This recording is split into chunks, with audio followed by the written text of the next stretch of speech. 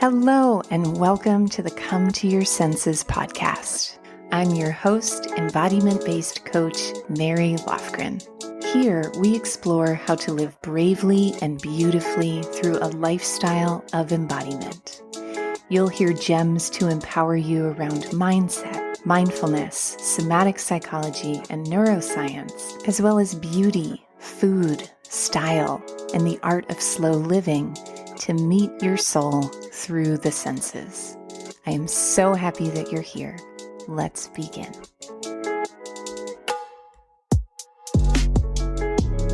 Hello, everyone, and welcome to Come to Your Senses. I am very excited, as I imagine you are as well, for today's podcast topic.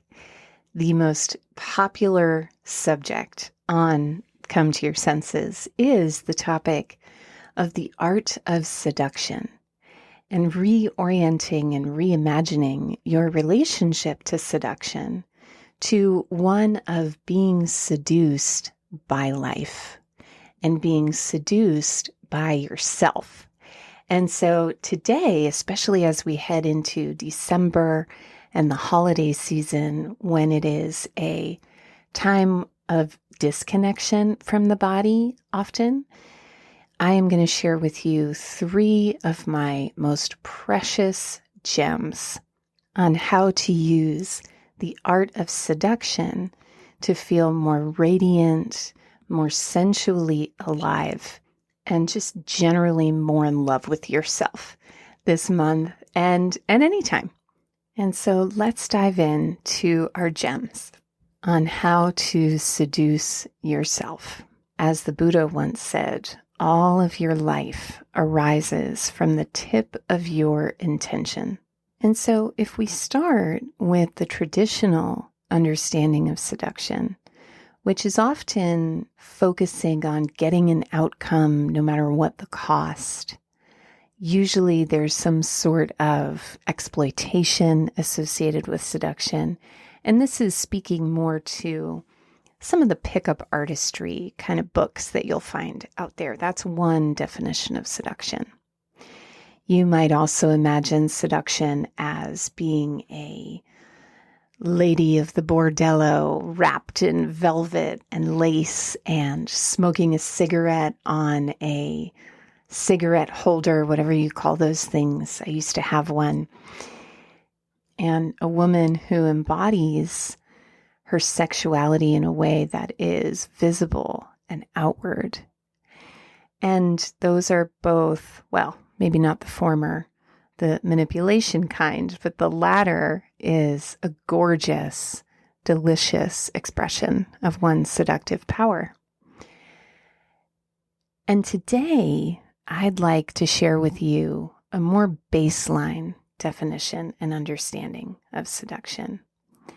And that is the relationship between the sun and the rose. And so when I was living at my mom's a couple years ago, I stayed with her for a couple months when I left New York City. And she wanted to get a rose bush for her front yard. And so I picked one out and I called it Mama Cass because it was full and luscious and gorgeous. And we planted it, and I would go out and visit it as it was growing. And I was just hypnotized by the way that the rose begins in this tiny, tight, green bud. And with the warmth of the South Carolina sun, slowly deepens in her color and grows in her size and opens up day by day. The rose embodies what it means to have no rush. And this taught me a lot about the nature of seduction as a true force of nature. And one of the ways that I like to define seduction is honest attraction in action. So when I look at the rose, she's not bashful about how much she enjoys the sun. She's simply honest about the way she bends towards its warmth. She also follows pleasure as her compass. And for me, a state of seduction and being seduced by life is a state of sensual aliveness. The other night, I used a peppermint candy cane body scrub that I'll be gifting to the attendees of my Yule retreat, which is happening soon. And I got into bed after scrubbing myself in the shower. And the peppermint was so alive on my skin. And it was that place where you're not sure if it's hot or cold. And my blood was pumping this kind of microcirculation to the surface. And my skin felt so soft from this yummy shea butter scrub.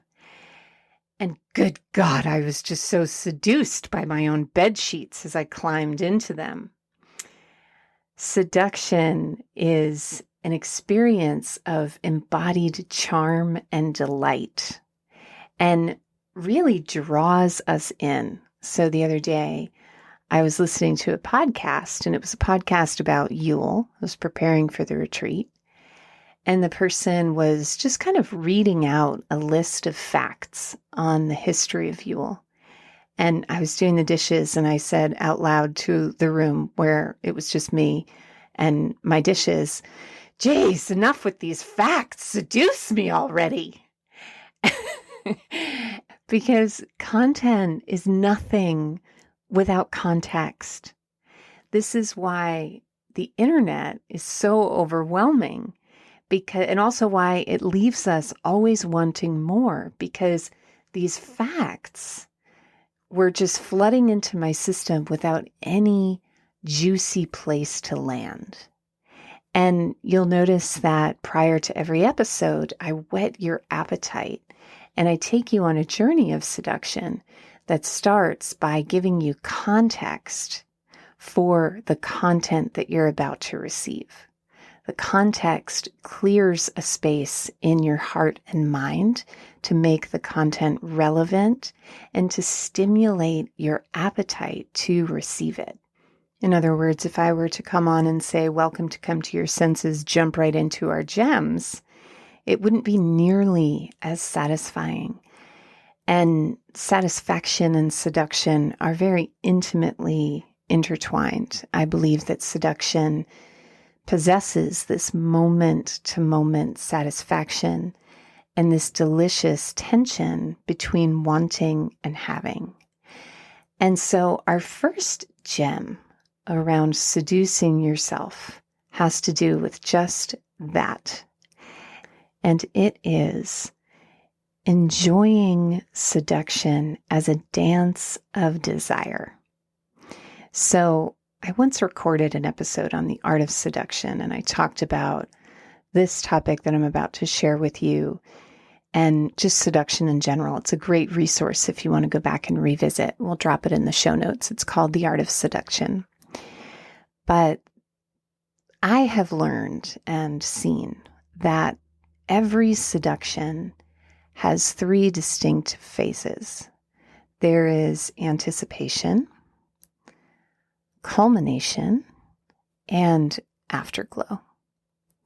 And in our world and in our culture, which is climactically focused, we tend to only focus on the culmination. And so therefore, the anticipation feels like painful longing or itchy restlessness waiting for the culmination. And the afterglow is a kind of pleasure that is often skipped over and missed entirely. Whereas if we shift our lens to seduction being this dance of desire, each of those phases possesses its own unique experience of satisfaction. And so I'll give you an example of a way to practice this. The next time you chow down, as you are preparing your food, I invite you to notice the activation of your taste buds. I invite you to, as you're slicing the eggplant, give yourself the pleasure of hearing the knife hit the cutting board and seeing those little beads of moisture emerge on the flesh of the eggplant. And here's the most important part, is to feel desire and hold it. Desire can feel like a painful, torturous tease sometimes.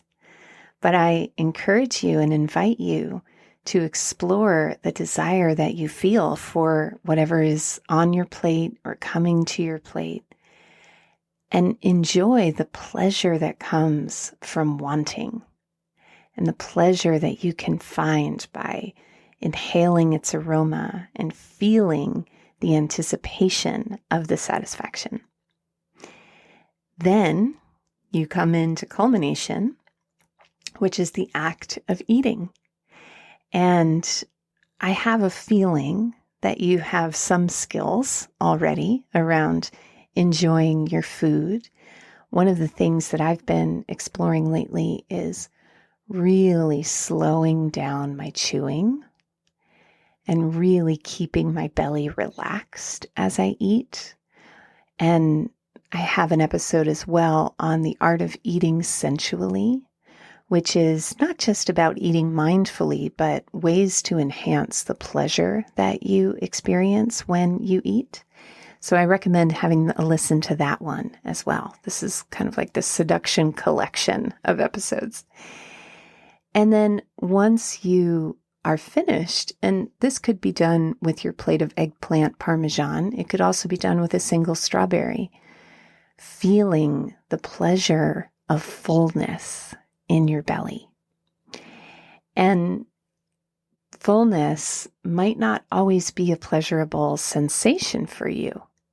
And so I'm going to give you a few cues to look for and locate some of the pleasure that can come from fullness. Because if you've been conditioned that when your belly is full, you've done something bad, you've eaten too much, or you didn't eat the right thing, whatever has been handed down to you, what I invite you to do is imagine me on your shoulder and inviting you to relax through your hips and through the skin around your belly button, and to feel for the warmth in your belly, and to feel for the way that your belly connects to your mouth, the way that you might have some mirrored sensation between the taste in your mouth and the fullness in your belly. Noticing any parts of you that feel a sense of satisfaction. So it's really common after eating to move so quickly that one doesn't even notice one's own satisfaction. And so just the acknowledgement of fullness, it's like, oh, look at that, I'm full. Who knew? Bringing more of your somatic sensitivity to your belly, to your body, to your mouth is a way to keep the pleasure going after what is seen as the only pleasurable part, which is eating. So seduction views pleasure as a continuum rather than a climax. And this is something that can be applied to how you eat, how you kiss, how you make love, how you write, how you balance your checkbook, and all of the precious moments of life in between. The next gem in seducing yourself is to give yourself the gift of awakening your sensual body.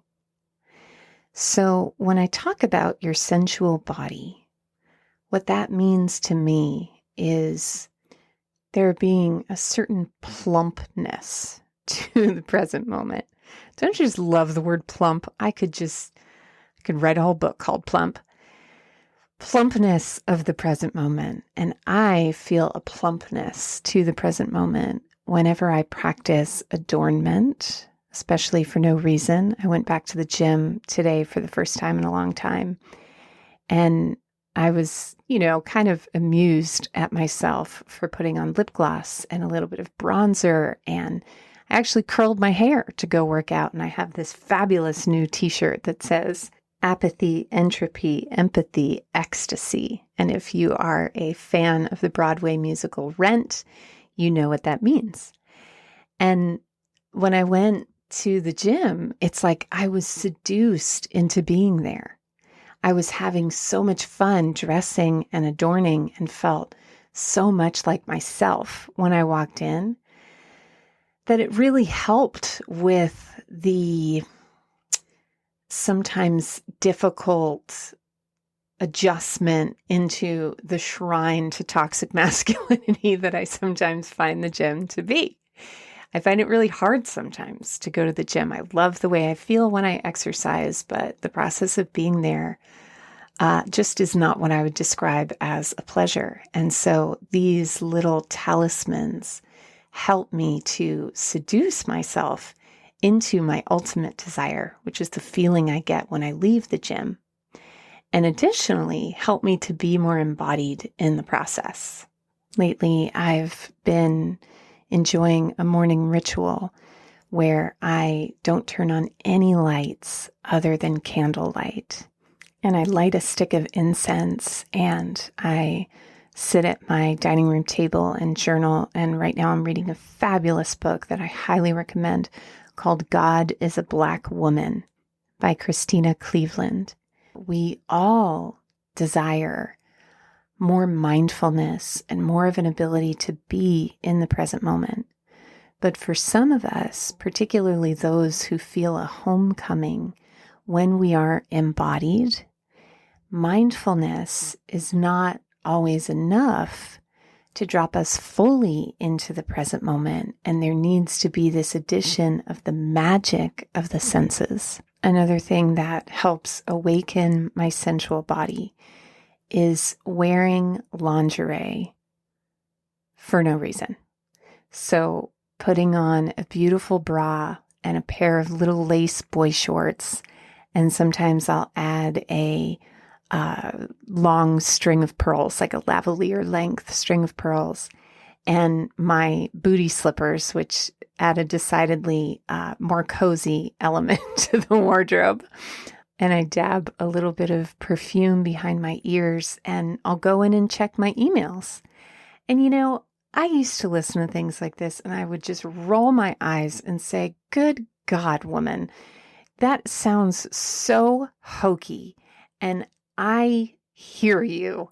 And I encourage you, before you mock me, to give it a try. And for you, it might not be lacy lingerie. It might be a low-cut maxi dress that's cotton and cozy and feels yummy on your skin.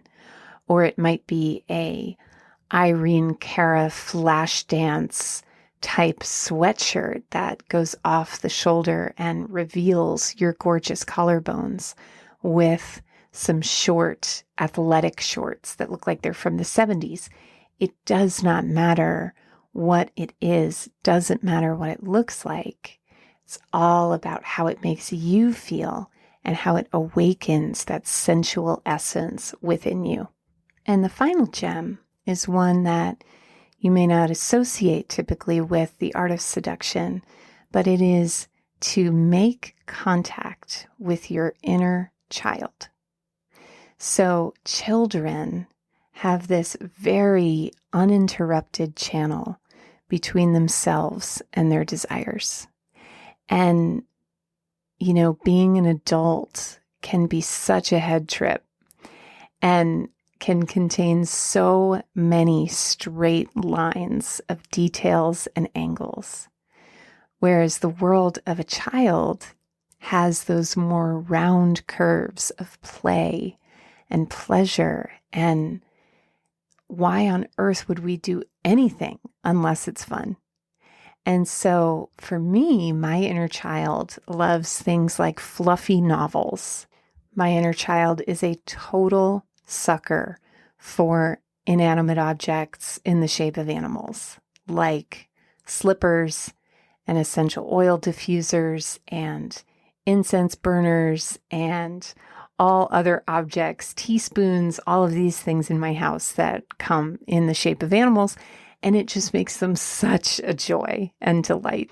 I also love going over to my goddess daughter's house on Sunday mornings, and I bring crafts and stickers and collage pieces. And this month we're making Yule bundles with evergreens and holly and sliced oranges. And, just being around a little one, I find myself doing things like playing the song "The Lion Sleeps Tonight" and shaking the oat milk like it's a maraca, and my playful self comes out and my inner child is delighted. And I feel so seduced by the wonder and the enchantment of the present moment. And so, my loves, those are your gems on the art of self-seduction. If you enjoyed this episode, please consider leaving us a review or sharing it with a friend. The greatest compliment you can give me is to share this podcast with someone you love. And thank you so much for listening. See you next week. What if personal growth could feel like tea and truffles? What if simple pleasures could be your daily sanctuary and glamour a path to God? If you are ready to learn the art and craft of slow, sumptuous living, join us in the Come to Your Senses coterie. Go to the link below this episode, alifewellsavored.com.